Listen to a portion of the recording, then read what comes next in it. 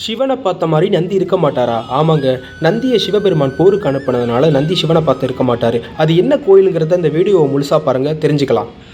வணக்கம் மக்களே, இன்னைக்கு சிவராத்திரி. நாங்கள் கோவிலுக்கு போகிறதுக்காக ரெடி ஆகிட்டோங்க.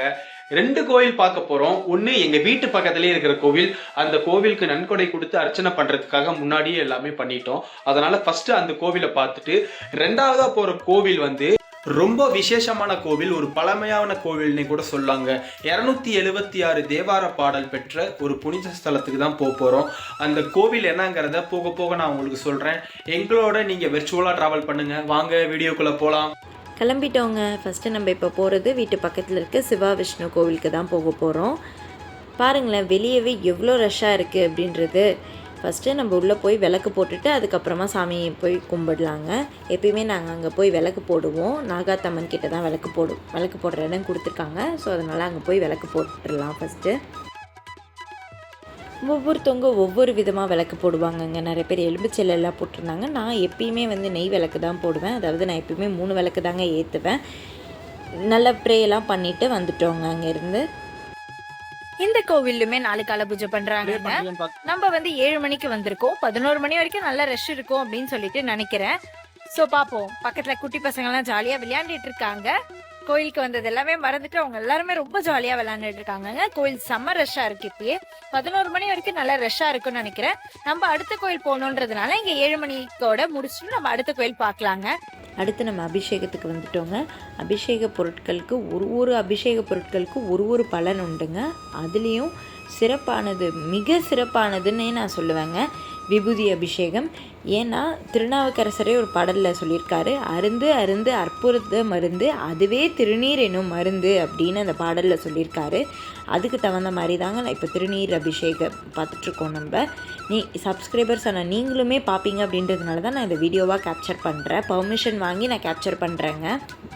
இந்த விபூதி அபிஷேகம் முடிஞ்சோடனே கொஞ்சம் விபூதி நாங்கள் வீட்டில் வாங்கிட்டு வந்து வச்சுப்போங்க. அதை தீர விடாமல் நாங்கள் யூஸ் பண்ணிக்கிட்டே இருப்போங்க. ஏன்னா எங்களுக்கு அது பாசிட்டிவ் வைப்ரேஷனாக நாங்கள் கன்சிடர் பண்ணுவோம். அடுத்தது பார்த்திங்க அப்படின்னா, நம்ம செல்வ செழிப்பாக இருக்கணுன்றதுனால நம்மளோட நகை காசெல்லாம் வாங்குவாங்க. நிறைய பேர் இது வாங்கலைங்க. ஏன்னா கூட்டமாக இருந்தது அப்படின்றதுனால எல்லாரையுமே காசு தான் போட சொல்லியிருந்தாங்க. அவ்வளோதாங்க. இதை முடிச்சுட்டு அடுத்து நாங்கள் கிளம்பிட்டோங்க. அடுத்து தேவார பாடல் பெற்ற ஸ்தலத்தை பார்க்க போகிறோங்க. அது என்னன்றதை பாருங்கள் நீங்களும் எங்களோட சேர்ந்து. ரோட் கொஞ்சம் டிராஃபிக்காக இருக்குங்க, அதனால தான் நமக்கு போக டிலே ஆகுது. வந்துட்டோங்க. வட திருமுல்லை வாயிலில் இருக்கிற மாசிலாமணீஸ்வரர் கோவிலுக்கு தான் நம்ம இங்கே வந்திருக்கோம். இங்கே சிவன் மட்டும் இல்லைங்க, கூடவே சேர்ந்து கொடியுடைய அம்மனும் காட்சி கொடுக்குறாங்க. கோவிலுக்கு வெளியவே இங்கே 16 கால் மண்டபம் இருக்குங்க. பாருங்கள், உங்களுக்கு தெரியும். அந்த 16 கால் மண்டபத்துக்கு ஆப்போசிட்லேயே ஒரு பெருமாள் கோவில் இருக்குங்க. இந்த கோயில் வந்து 276 தேவார பாடல் பெற்ற ஸ்தலங்க.